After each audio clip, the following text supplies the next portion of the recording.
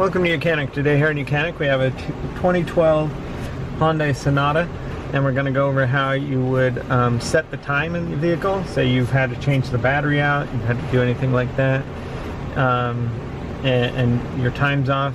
It's pretty simple, but you're going to want to turn your car on, either on or just to the accessories by tapping your start-stop button here twice. That turns on the accessories. If you just tap the start-stop button twice, it'll start the vehicle if you push the gas, the brake pedal. So we can see our time here. It's telling us what the temperature is and the time.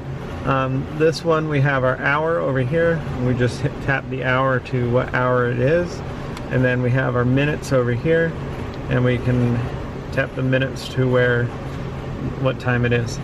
And so that's how you would set your time on your 2012 Hyundai Sonata.